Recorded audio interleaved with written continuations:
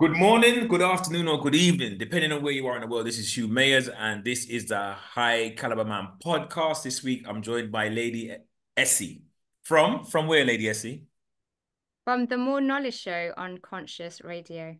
All right. So good to have an opportunity to have a conversation with you as always. And yeah, I'm kind of like looking forward to this one because it's an interesting topic. But how are you doing, first of all? How are you doing? How are you? Oh, doing really good. Cool, cool, Yeah. cool, Yeah, cool, yeah, cool. yeah.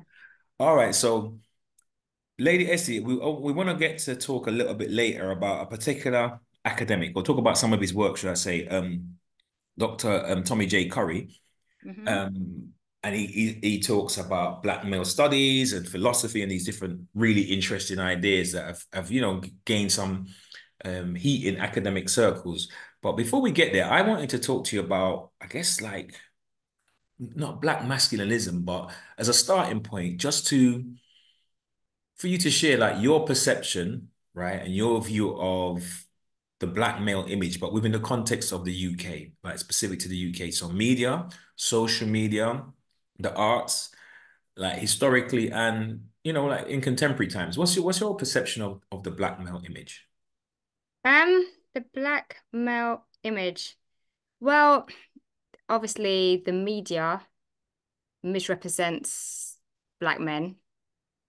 We're fed a very particular narrative of I kind of always think, when you see a young black boy, they're kind of cute, but when do they stop being cute to the media and Mhm, society? mhm, At a certain mhm. point where they suddenly become, you know, you've got all those negative public perceptions, the stereotypes, then black men are more likely to be in prison or criminals or mental health and violence. So yeah, there's a particular narrative that kind of just has always been there. Mhm. It's always been there. I remember studying sociology back in the day, and it was, those stereotypes, the labeling, and it starts from a young age. It starts in school. So, when they're expelled from school, I don't remember back when you used to get expelled for having short back and sides because your hair needs to be one level. So you start expelling for silly things like that, just because you've got a normal black boy's hairstyle. That's the hairstyle you have. No, the school doesn't want you to. So it starts with hair, might start with uniform.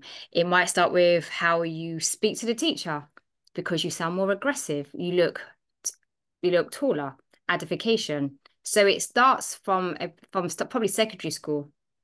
I'd probably say the images, and then it doesn't get better. It doesn't get better. So there's always that negative image. Just the other day, I was with a group of young boys, young teenage boys, and it was a hot day, and they put their hood up, and I had to tell them tell them like, can you put your hood down, please? And I'm like, but why? We're gonna have a hood up. I'm like, it's a hot day. You can't justify having your hood up if you were stopped. Do you understand? That's literally what Yeah, I'm having to tell them. yeah, If it's yeah. raining, if it's cold, you can put your hood up because I'm keeping my hair from getting wet or my ears are cold. You can justify having your hood. But when it was hot, but if it's hot and you have your hood up and you look much older than you are, you can't justify having your hood up. You're going to be labeled a particular way. No, definitely, definitely. And that's the thing. Even I know I've got friends who have children on the spectrum, for example, sometimes they didn't want to get them, they didn't want to go down that process of, getting them. Label. They might be what the fear of being labeled. No, but, I think. but I said to them, they're going to be labeled because they're black boys.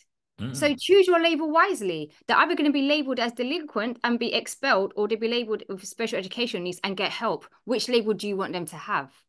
And mm. only by me saying that, where they're like, oh, because they're going to get labeled anyway, but choose a label wisely. I hear that. One I hear label is going to help your child get through school in a way that's going to help. They're going to look at the behavior and see it as something different to what it actually is and label because I never knew like primary school kids could get expelled until I did some mentoring once at one of them PRUs. back in the day. I was like, wow, how can a 5-year-old or 6-year-old get expelled from school for behavioral problems? Yeah, they have proofs for they have primary school proofs. I worked in a proofs Yeah. which was a But, secondary but school proof. but how is a 5 or 6-year-old being expelled from school already? But Like, that's what I'm saying. I worked in a primary school. I mean, sorry, I worked in a secondary school crew, and I yeah. only knew primary school crews existed because they were saying, "Oh, you know, our other branch up the road. Which other branch? You know the primary school one?" And my mouth hit the floor. Yeah, me too. I'm saying I went to mentoring in a secondary school one, and that's what I got told. So that's why I was able to say to anyone that I know, I'm like, look, if you do have additional needs, make sure you choose your label wisely. I know some people don't want to, but sometimes you've got to because the education system is going to label.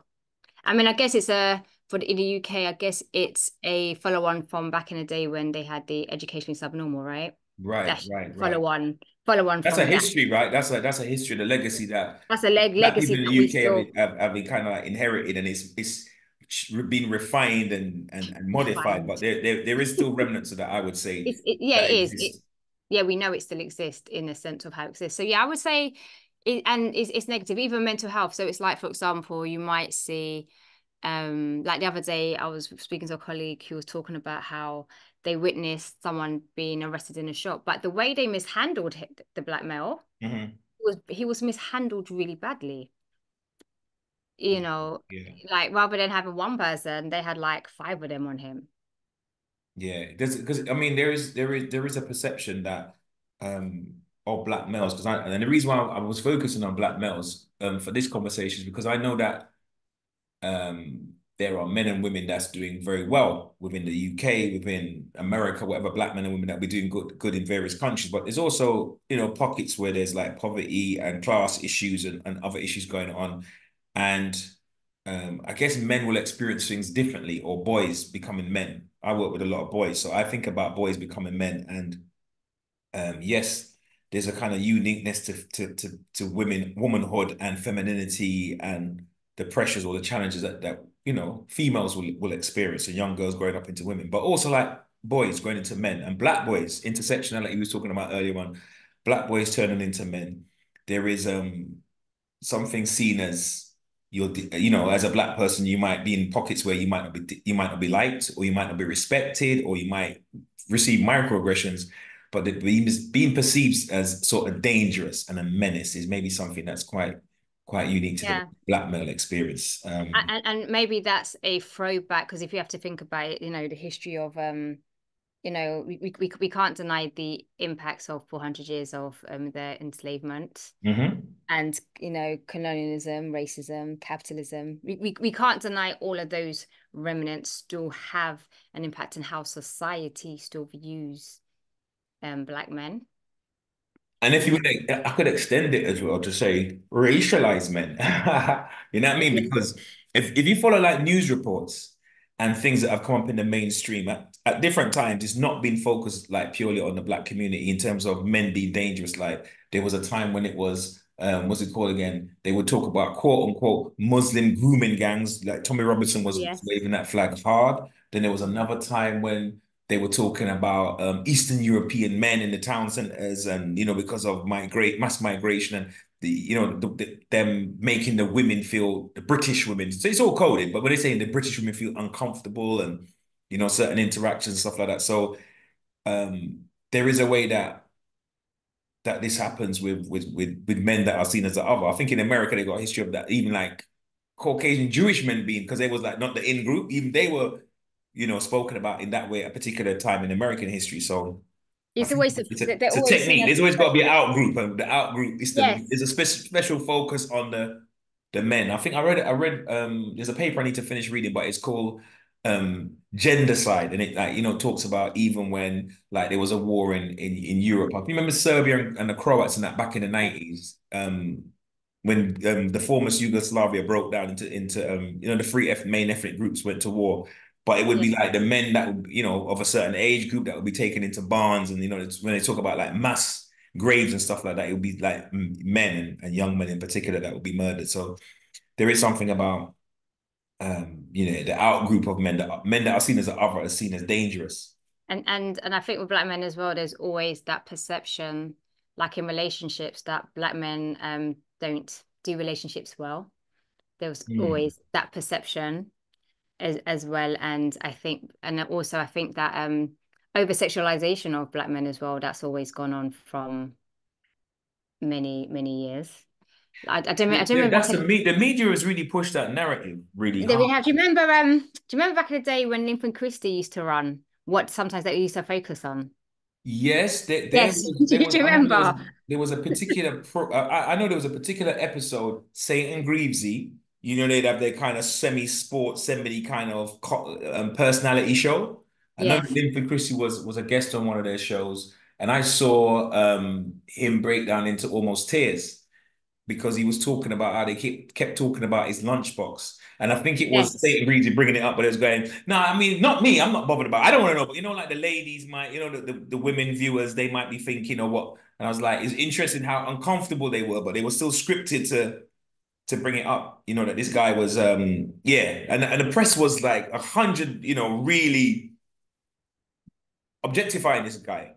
Yeah, and but he's a runner, focus on Yeah, his running, yeah, like yeah. and but it's things like that. Even I know Frank Bruno's also talking a lot about his mental health and how he wasn't taken seriously when, so it's media representation, and I think it feeds into stereotypes of society that just literally just filters downwards, even like I know, for example, if um uh if there's a black man and a black woman in a workplace, for example, Yeah.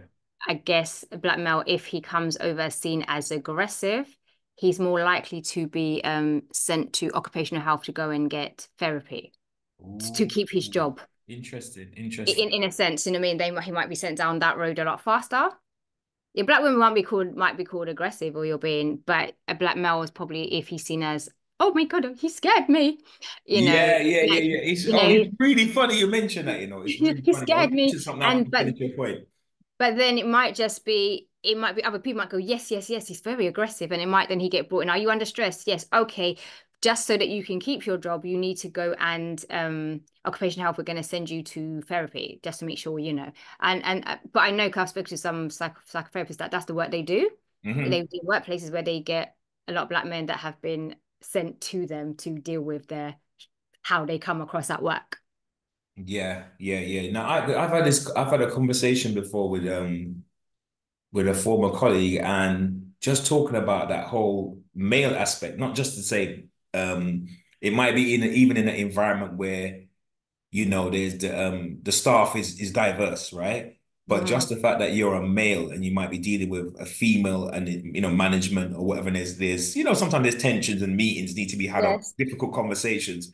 And just that whole back and forth that we had about, hey, going in to have certain conversations about making sure the door is open, left open, or if it's a sit down thing to bring another, have a third person there because all it takes is for her to say, and when you stepped inside, I felt a little bit tense. I was doesn't mean you did anything, but just by her framing it in a certain way, there could be like a kind of bias that you were menacing. There's an assumption that you were menacing, and so Yes, and it's like I these said, kind of this type of navigating that sometimes black men have to do even in the professional space, and yes, I wonder how what do they call it? Is it racial exhaustion? But of how I want to like in unspoken how sometimes black men learn how to shrink to change the octane in their voice or we these things that people might even do unconsciously just to mhm. navigate certain spaces. The corporate space I'm talking about, the professional space. Do you get where I'm coming from? Like Yeah, yeah, you have kind of things to. people have to do because it's a human element. It's not a job where you just say, "Oh, my job is putting widget one on widget two in a factory." So I kind of crack on and have I have my headphones on and I'm just doing my thing all day.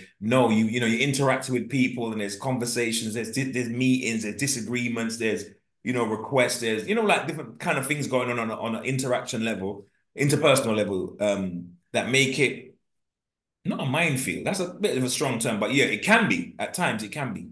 And then you're dealing with stress, or I might, and then you're dealing with the racism. We're not even gonna call it microaggressions because they're not micro; they are aggressive. I know they Mm, like to term it microaggression, but if you're dealing with your manager who's saying things inappropriately or under the word banter, we only have in banter, mate. What's wrong with you? You've been a bit too mm, sensitive, mm. and then you're having to deal with that, and then for some men, and I'm not all, some men are very good at opening up and talking, but not all men are. So can you imagine that build up of stress, and then you get home and you've got stress because you can't go and open up and say I'm having this terrible time at work with my colleagues or my manager, and then you're coming home and you have to bring, and then on your way to work you might then 'cause I remember back in the day a lot of older like family relatives will talk about being stopped by the police like on the way to work, on the way back from work, more than once in one day, and you're like, Yeah, can I have yeah. to deal with all of that, having to make sure you're dressed in a particular way, having to deal with particular things,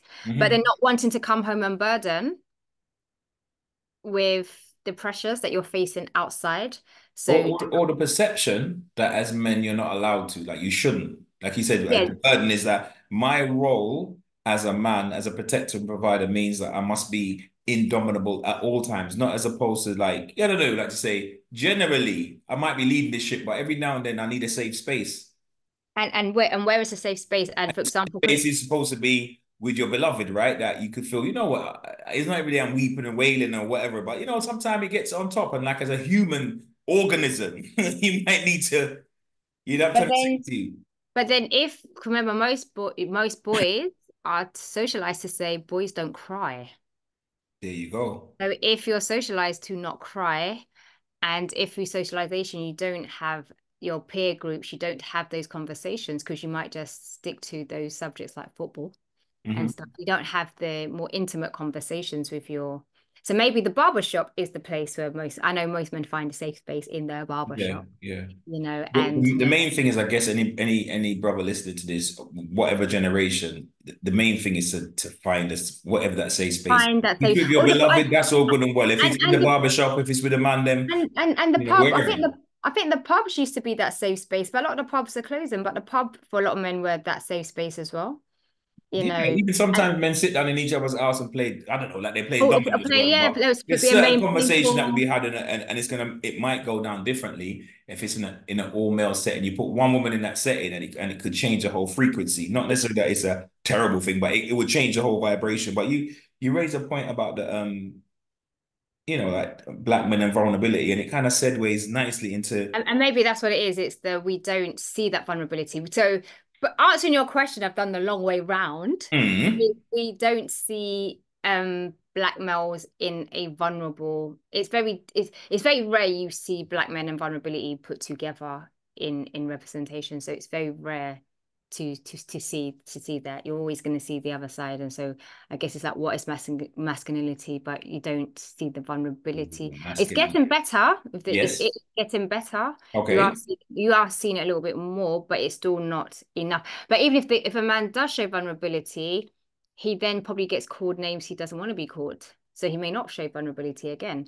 Well, So but the question is, my question then to you is because this segues nicely into the work of Professor Dr. Tommy J. Curry, one of his lectures, he's written papers. I think he's written the one. I got a copy of his book, The Man Not, and he's written a few papers. But one of his recent conversations was about, reconsidering the black male image, and I think in the context reconceptualizing like the black male in the kind of context of even seeing black men sometimes as victims has caused a stir. And he's being chased out of and booed out of academies for talking, bringing certain talking points that are, I guess, factual.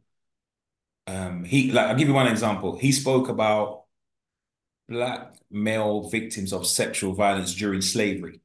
Because obviously black men were raped too, right? Mhm. But that's not the narrative that we kind of grew up with in the 80s and watching Roots and different things. We had no kind of conceptualization of that. But like as time's gone on, we've learned about the butt breaking and certain things and certain, you know, yeah. unspeakable, but academically these things are recorded and whatever. So he raised this issue and he was booed off a platform, off the lectern or whatever by black feminists.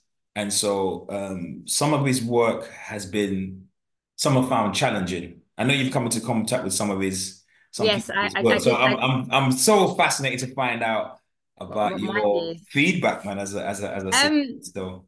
well, you did send me some of his lecture. I know you sent me one of his lectures, and I did listen to it. And I would admit, Even the and tone of your voice, boy. I would Sorry to laugh. admit Oh, that when I first listened to it, yes. I did have the whole my you know when your body goes, I don't know if I really want to hear what he's saying. So I did remember my brain sort of going, I don't know if I agree with this.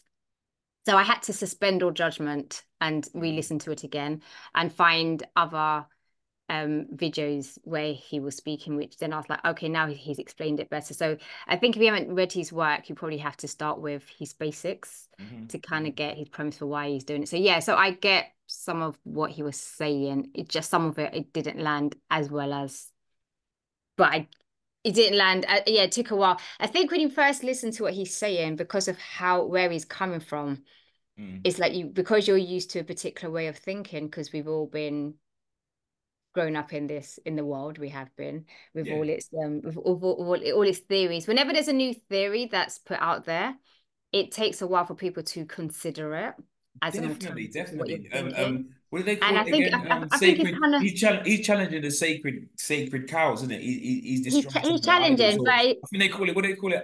Iconoclasm. Like things that were seen as holy, or like he argues against what was seen as like a real, established truth.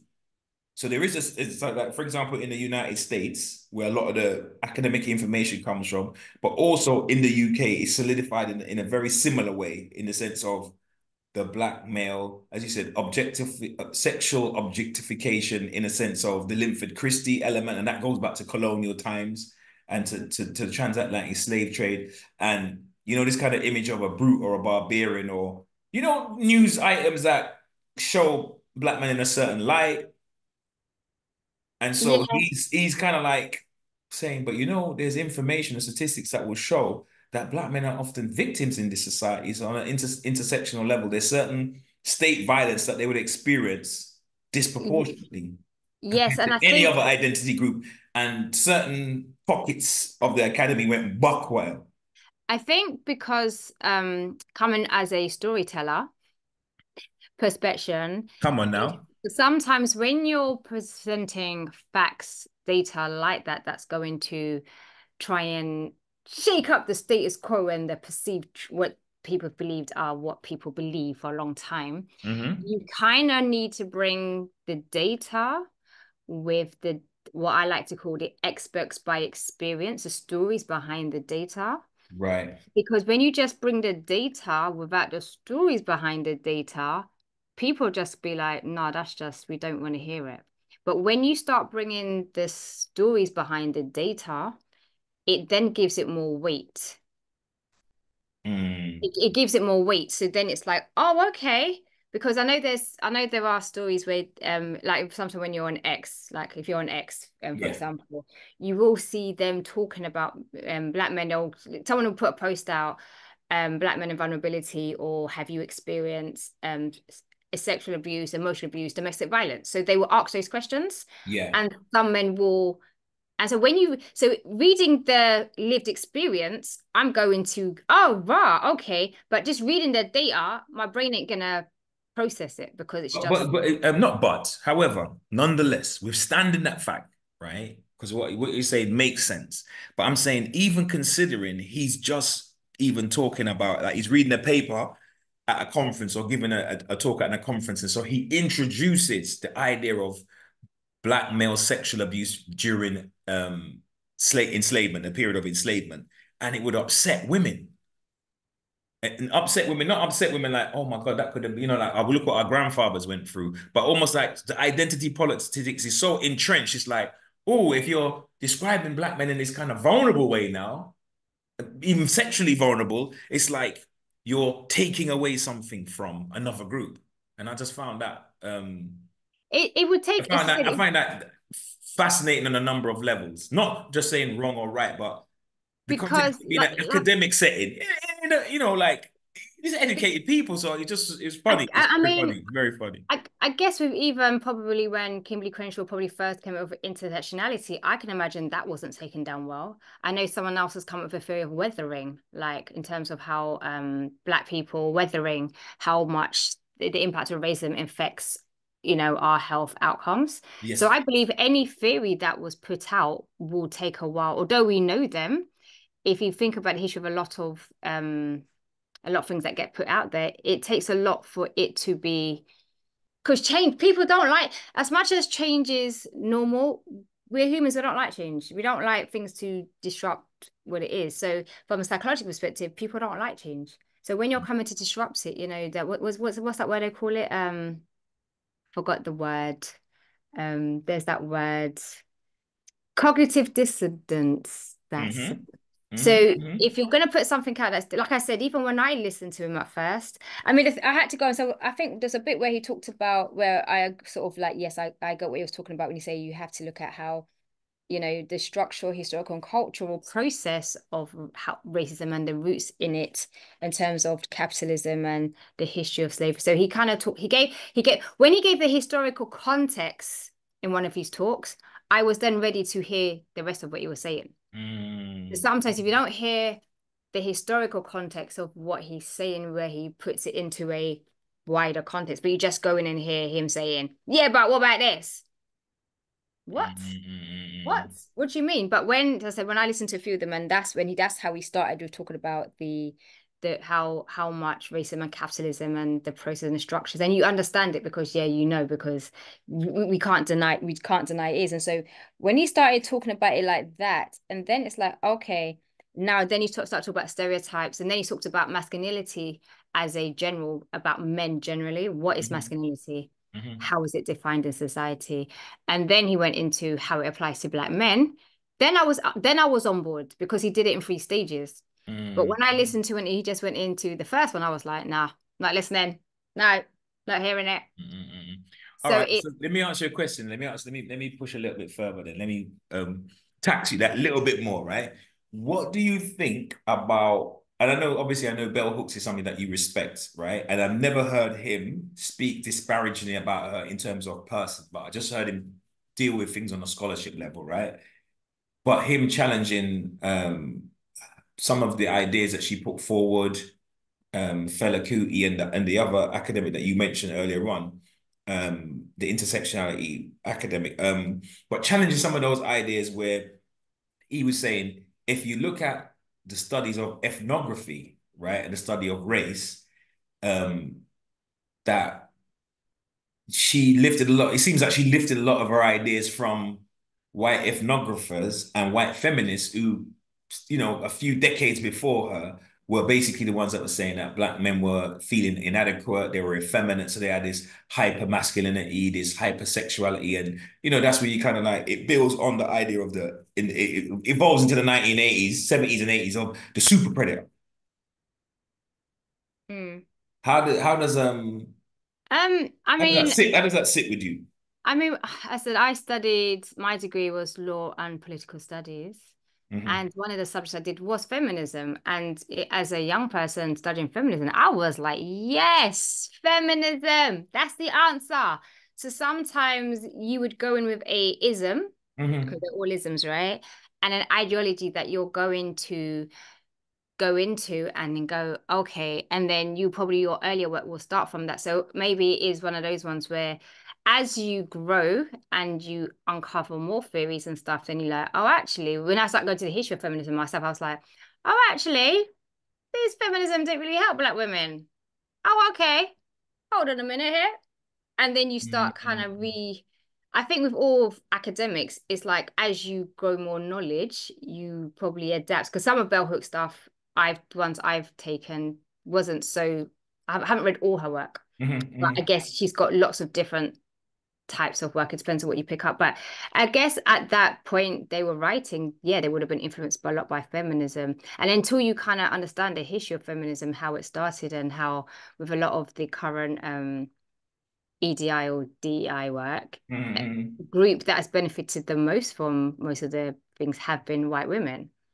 And it's Yeah, only when you yeah. start realizing you're like, oh, okay, There's okay. there's a comedian, and is it Bill Bellum or Bill something? Bill, I can't Well, remember Bill his guy's name, but Bellamy. this white guy called Bill something. Oh, Bill, He's a okay. comedian, and he makes a joke about that, saying that when slavery and colonialism was going on, that white men were leading this. Yeah. that mission, right, as exploiters. And he goes that white women were in a lap of luxury. He makes it a joke. It's quite funny that they were in a lap of luxury and all a part of it. You know what I mean? They were aiding and abetting and living off the fruits, to use Bob Marley's phrase, living off the fruits of Babylon. But he goes, when society evolved, it changed, and they started to call out racism. He goes that white women in their Chanel boots stepped to the front of the oppression queue, like they just became the most oppressed I people mean, in did the you society. see? And it was, but it's the way that he puts it together. It is funny, I but at mean, the same time, you're thinking he got a point there. Actually, I mean, there was it's not just a joke. recently It's not a just a joke. He goes, "You stay here, white woman, and take your licks with us as white men. We step into the front of the queue about patriarchy. We're so oppressed for." He was living off of that stuff. There was I don't know if you there was a actress in Hollywood, white actress who recently sort of alluded to sort of saying what you're saying. I don't remember what she actually said, so I'm not gonna say it in case you know. But it was that kind of everyone was like, hold on a minute, what do you mean? You know, is that alluding to this whole thing? So yeah, so I guess with academics as they grow and with I know with intersectionality when it first like when I started doing research on it, it was like based on class and because you can't ignore class and race if that makes sense. They kind of go hand in hand in a sense, especially in the UK, right? Right. In the UK, if and even parts of US. So I guess in a sense, but as It's people have intertwined and picked up overlap, isn't it? It's yeah, so intertwined and I overlap. kind of feel that, you know, when things are in the academic circle, it's understood, but then as soon as it becomes popular, it then gets diluted and its original application then gets forgotten about. And then people start adding things Or the that question, or the question is, how do you take that academic information and then turn that into maybe like policy? And I'll give you an example of what I mean, right? So there might be, or there may have been in the past, a an idea that, obviously racism is this horrific thing that exists. It's a scourge in the society, right? And black people, but other people of other racialized people experience that and suffer that. But black people experience that in a particular way. There's a particular anti-black racism in the society of Britain. mhm, And at the same time, there's sexism. Can't say that sexism doesn't exist. It does. mhm. So then there's a kind of idea that, black women, being black and women, they suffer the worst horrific, on all social markers, they suffer the worst, forms of discrimination that there can be in a society. But then if you look at the data and then you say, wait there, so if we look at incarceration rates and mistrials and states, I'm going to call it state-sponsored violence because when a person is assaulted by the police, if the government haven't stamped that out, that's state-sponsored. So state-sponsored violence, death in custody. If you look at all the, school exclusion, prison to school to prison pipeline, unemployment, academic attainment or lack of academic attainment, when you go through a lot of these markers, you start to find out, wait, this black males ain't really, this patriarchy thing is not really made what it's supposed to be because when we wasn't invited to that club where they was giving out all the spoils of war of patriarchy, we was that in the back of the queue as a collective group. So does that Yes. mean policy wise that there is space for black masculinism without it being anti-black female, black woman, black girl, Of child? course, but you know, I've always said the biggest thing in how society is divide and conquer. That's the tool. That's why I said without the anti, because But no, but you can't though, because that is the rule. It's divide and conquer. That is so inherent in our it's society because that there's something about the discourse though between us. Like if a woman says, I don't need a man and I'm independent, but if a man says, I don't need no woman, I'm independent, it doesn't even land right. It doesn't even sound right. Like, what do you want, bro? You want a medal or something? You're not supposed to. Like, we're all adults. We all got free education. We live look in the first and world. This is and not what do you mean? Like, am I supposed to be impressed? Like, it would land different. So, but then the discourse is again because it's very UK and I kind of feel like the US is like the US puts out all its kind of PR out into the world and expects everyone to accept what it is. But you go to other places around the world and you may not get the same sort of discourse. mm, You understand? So if you were in other countries, you wouldn't get the same type. I remember going when I was in Ghana once, and I got invited on a show, and we were talking about dating and relationships. And it was a very different. It was to how we experience it in the UK. It's a whole I hear different that. I hear discourse. that. I hear that. I So hear that. I think because a lot of it is very American focused and heavy in how Right, American right, right. No, politics is, I hear how that. American That makes society, sense. That makes and then sense. it gets then it gets swept over here, and then we pick it up here in the UK, and then it's kind of, It doesn't always tessellate though. It doesn't always fit neatly. but it doesn't always fit Because neatly at even when I all. listen to conversations that I would say like whether red pill and blue pill or grapevine and the kind of black feminist talk from America. So whether it's on either side of the fence, it's like wow, it sounds really extreme. Like that just doesn't sit well over here. The divide, the chasm isn't that big.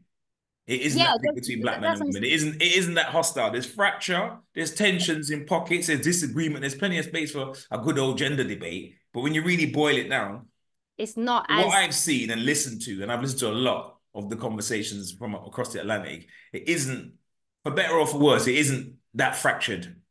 And mm, it almost feels when I watch sometimes I watch British podcasts like it almost feels a bit manufactured, like we're creating beef. Is it just for the hits or something like that? Because yeah, so just it's just not creating. that hostile. We're different. This is a capitalist nation, but the capitalism is a little bit different And if you think about in how the UK compared to America. So it's going to and play out how we operate within a different capitalist system is going to play out slightly and if you different as well.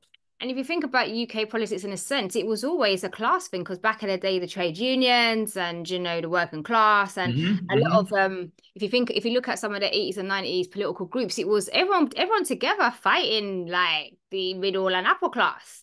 The Yep, working yep, everyone yep. came together, put aside your differences. We're all about trying to like remember the poll tax. Everyone came together. Yeah, There yeah, was yeah. And back and if you go back further, like for example, the black, what's it called again? The blacks, the Southall Black Sisters, they were Asian young yes, ladies at and the time, but even but yeah, it was like a kind of the black, the brown. It was a coalition exactly. But between it was the South in all Asian community boroughs. and the black community. Even Hackney, Harringay, if you read all the 80s and 90s political groups, it was black and Asian. I remember back in the day, I joined the Youth Anti-Racist Alliance. It was black and Asian. Black was a political term for black and Asians. Mm. African and Asian. That was it was united on that front. So a lot of it we've picked up the discourse from across the Atlantic and tried to apply it here because we have a very it's similar but different, But like you said. different, similar but different. Lady Essie, I'm gonna have to pause it here, but I hope I can Okay. invite you back real soon. But it's been a pleasure,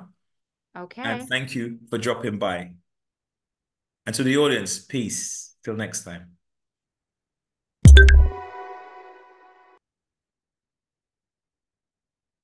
Hey guys, thanks for watching the podcast. And if you enjoyed it, remember to smash the like button and feel free to leave a comment, to share, and even click on the subscribe button for your free subscription.